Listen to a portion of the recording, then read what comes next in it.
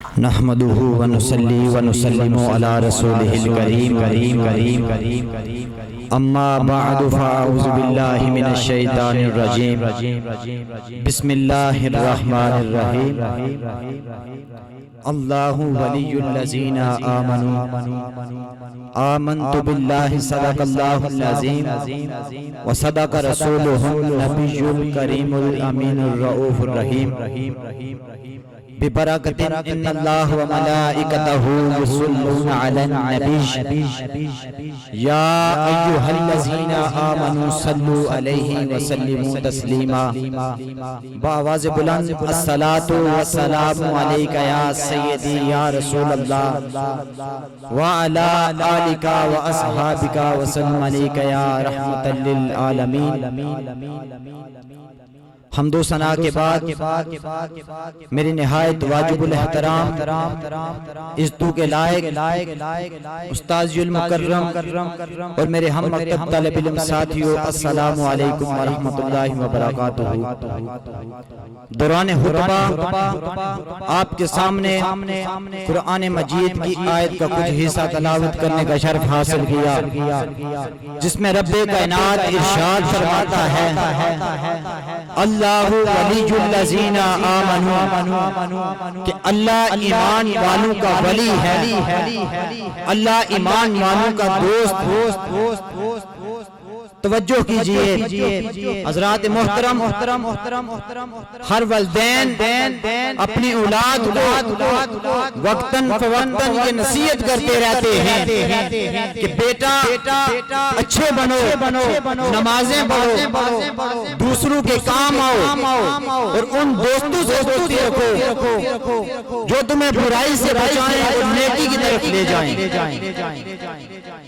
اگر تمہاری سوسائٹی اچھی ہوگی تو لوگ تمہیں اچھا سمجھیں گے اور ایک نہ ایک دن ضرور تم اچھے بن جاؤ گے۔ اس مقصد کے لیے والدین اپنی اولادوں کو ان بزرگوں کے پاس جاتے ہیں، ان کے دست حق بیعت کراتے ہیں تاکہ وہ ان کی صحبت میں رہ کر ان سے فیض حاصل کریں۔ حضرات محترم، یہ مٹی جس کو ہم پاؤں تلے رونتے رہتے ہیں، کبھی جوتی کا گند اس سے صاف کرتے ہیں، موٹریں گاڑیاں اپنا گند اچھالتے ہوئے سے گزر جاتی ہیں، اس کی کوئی حیثیت نہیں سمجھتے۔ حضرت شیخ سعدی شیرازی فرماتے ہیں کہ میں نے ایک دن کہیں سے مٹی کو اٹھایا اور اس سے پوچھا، اس سے خوشبو آ رہی تھی، اس کو ناک کے قریب کیا تو وہ گلاب کی خوشبو تھی۔ شیخ سعدی فرماتے ہیں کہ اے مٹی، تجھ سے یہ گلاب کی خوشبو کیسی آ رہی ہے؟ اس مٹی نے یہ جواب دیا، اے شیخ میں سمجھتی ہوں میں حقیر سی مٹی ہوں، میری کوئی حیثیت نہیں، لیکن یہ خوشبو مجھ سے اس لیے آ رہی ہے کیونکہ میں نے اپنے کچھ دن گلاب کی صحبت میں گزارے۔ حضرات محترم، گلاب نے حقیر سی مٹی کو اپنی صحبت میں رکھ کر اپنی صحبت کا فیض بطور خوشبو عطا کر دیا۔ حضرات محترم، جو حقیر و گناہگار اولیاء کی صحبت میں رہے کیا وہ فیض نہ پائیں گے؟ جو گناہگار داتا علی اجمیری کی صحبت میں رہے کیا وہ فیض نہ پائیں گے؟ کیا وہ گناہگار محدث اعظم کی صحبت میں رہے کیا وہ فیض نہ پائیں گے؟ جو گناہگار امام خطابت کی صحبت میں رہے کیا وہ فیض نہ پائیں گے؟ جو گناہگار محدث اعظم کی صحبت میں رہے کیا وہ فیض نہ پائیں گے؟ جو گناہگار بابا فقیر اللہ شاہ مشائی قادری کی صحبت میں رہے کیا وہ فیض نہ پائیں گے؟ یقیناً وہ فیض پائیں گے۔ حضرات محترم، جن کی ایک نگاہ سے لاکھوں ہندو مسلمان ہو گئے، اس خواجہ ہند ولی نے یہ فیض کس سے حاصل کیا؟ اپنے مرشد گرامی خواجہ عثمان ہارونی رحمۃ اللہ علیہ سے۔ مجدد البسانی نے اوان شرک میں زلزلے برپا کیے، جس مجدد نے یہ فیض کس سے حاصل کیا؟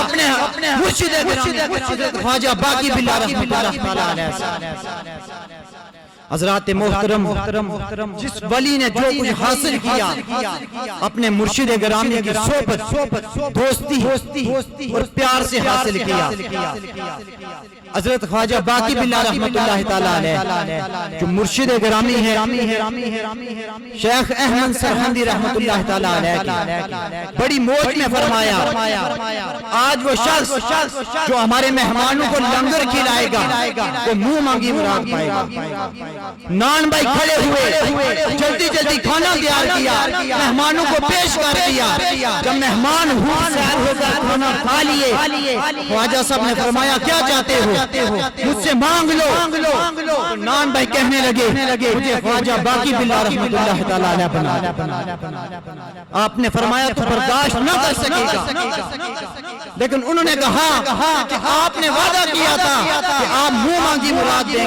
گے میں خواجہ باقی باللہ بننا چاہتا ہوں آپ اس کو کمرے میں لے گئے توجہ فرمائی جب کمرے میں گئے تو یہ شناخت ہو رہی تھی خواجہ باقی باللہ کون ہے وہ نان بھائی کون ہے جب کمرے سے واپس آئے تو یہ محسوس نہ ہو رہا تھا خواجہ باقی باللہ کون ہے وہ نان بھائی کون ہے فرق صرف اتنا تھا کہ نان بھائی بے ہوشی کی حالت میں لڑ کر آئے اور خواجہ صاحب بے ہوشی کی حالت میں واپس کسی شاعر نے کیا خوب لکھا در فیض حق پر جب تھان آیا فقیروں کی جھولی میں آپ بھی اللہ والے کہ دیتے ہیں سب کچھ ان سے مانگنے چاہیے حضرات محترم کہ یہ صحبت کا فیض نہ تھا کہ نان بھائی کو خواجہ باقی باللہ بنا دیا گیا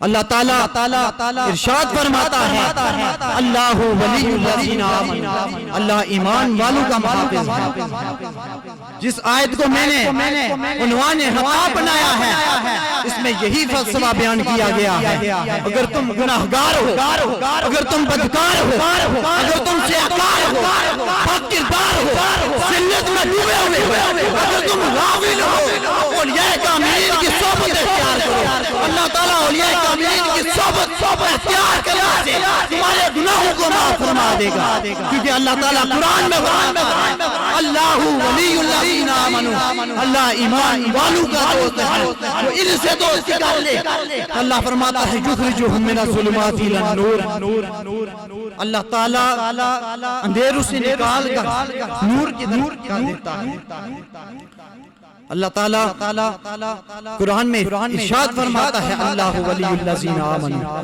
اللہ ایمان والوں کا محافظ ہے اگر تم ان سے دوستی کر لو اگر کوئی ان سے دوستی کر لے چور ہو تو بن جاتا ہے غیر ہو اپنا بن جاتا ہے گدھا ہو بادشاہ بن جاتا ہے غلام ہو امام بن جاتا ہے مگر کیا ہے ان سے سچی اور پکی دوستی کر لے تو ان سے دوستی کر لے یہ کسی مولوی کی دوستی نہیں کسی جگیردار کی دوستی نہیں کہ لین لائن کی دوستی نہیں کہ اس کی دوستی ہے جس کی شان یہ ہے تبارک اللہ بیادی الملک وہو علی بڑی برکت والا ہے وہ جس کے قبضہ میں سارا ملک وہ ہر شہر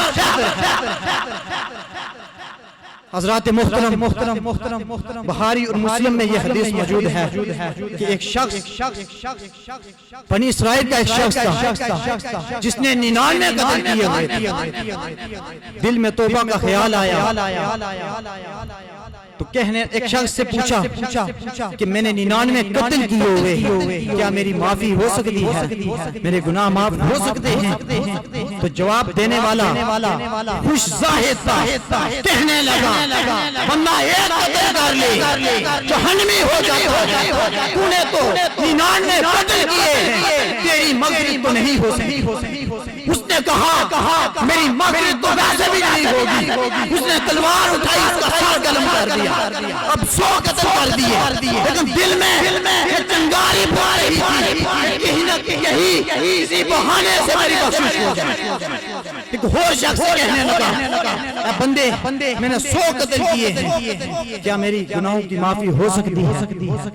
تو اللہ والے نے یہ جواب دیا, کیوں نہیں ہو سکتی, وہ دور اللہ والوں کی بستی ہے, تم وہاں جاؤ, وہ ہر وقت رب کائنات کی عبادت کرتے ہیں, ہر وقت اللہ, تم ان کے ساتھ شامل ہو جاؤ اور مغفرت طلب, یقین ہے مالک کائنات تجھے بخش دے گا. اللہ کا مزہ مرشد کے مہانے میں, اللہ کا مزہ مرشد کے مہانے میں ہے. دانو عالم کی حقیقت ایک پیمانے میں, وہ بندہ چل پڑا, جب وہ بندہ چل پڑا اللہ تعالیٰ نے فرشتے کو حکم دیا کہ اس کی روح ابھی راستے میں دم توڑ گیا. اب جنت والے فرشتے بھی آ گئے, دوزخ والے بھی آ گئے. جنت والے کہنے لگے بندہ ہمارا ہے, کیونکہ اللہ کے ولیوں کی طرف جا رہا تھا. دوزخ والے کہنے لگے ہمارا ہے, 100 قتل کر کے آ رہا تھا. جب جھگڑا بڑھ گیا, رب کائنات نے فرشتے کو حکم دیا, جو دنیا میں ان فرشتوں سے کہو کہ آپس میں جھگڑا نہ کریں, آپس میں جھگڑا نہ کریں, بلکہ اس زمین کو ناپ لیں. اگر جہاں سے قتل کر کے آیا وہ جگہ تو جہنم والے لے جاؤ, اگر اللہ والوں کی باتی قریب ہے تو پھر جنت میں لے جاؤ. اب جگہ زیادہ قریب ہوتی جہاں سے کون سی جگہ قریب تھی, کون سی جگہ جہاں سے قتل کر کے آ رہا تھا. مالک کائنات نے زمین کو حکم دیا, زمین سکڑ گئی, اللہ والوں کی باتیں کری. کیا ہوا؟ سبحان اللہ کی صدا آنی چاہیے کہ اللہ والوں کی بستی قریب ہو گئی. مالک کائنات نے ارشاد فرمایا جس کو جنت میں لے جاؤ. کیا فرمایا؟ جہنت میں لے جو اس کو. ابھی 100 قتل کرنے والا آدمی جنتی کیسے ہو گیا؟ تو مالک کائنات ارشاد فرماتا ہے اللہ ولی الذین آمنوا, اللہ ایمان والوں کا, تو اللہ ان بستی والوں کا محافظ تھا, اللہ ان بستی والوں کا محافظ تھا. جب یہ ان کے علم چلا اللہ اس کا بھی محافظ. کیا ہوا؟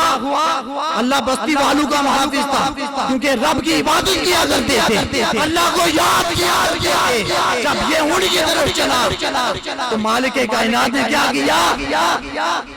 مالک کائنات نے اس کو بھی جنتی کر دی. وہ جنتی ہو گیا, وہ ابھی چلا تھا, پہنچا نہیں تھا. ہم تو دربار عالیہ پر بیٹھے ہوئے ہیں, ہم تو دربار عالیہ پر بیٹھے ہوئے ہیں, تو ہماری بھی رب کائنات بخشش فرمائے گا. شرط یہ ہے, شرط کیا ہے؟ اخلاص نیت سے ہم دربار پر حاضری دیں, دربار پر ہم حاضری دیں گے, مالک کائنات ہماری بھی بخشش فرمائے گا. اللہ تعالیٰ کی بارگاہ میں دعا ہے مالک کائنات اولیاء کے مزارات پر عقیدت اور محبت سے جانے کی توفیق عطا فرمائے, خلاص نیت سے جانے کی توفیق عطا فرمائے. وآخر الدعوانا الحمدللہ رب العالمین.